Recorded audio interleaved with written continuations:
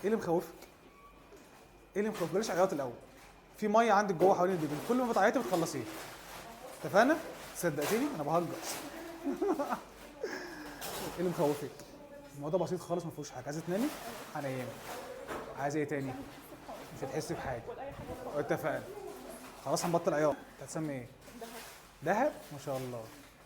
انت معايا بقالك شهرين كده تقريبا، كنت متابعه بره وجيتي. انا سعيد ان انا قابلتك. نعمل كده نسمع ده. بقول لك ايه، انت كنت عايز تولدي طبيعي ولا قيصري؟ يعني انت اللي عايزه تولدي قيصري؟ يعني مش الدكاتره الوحشين اللي نفسهم يولدوا قيصري، صح؟ القلب شغال اهو، دهب اهو. كان الكلام بالفضل. عارف الاغنيه دي؟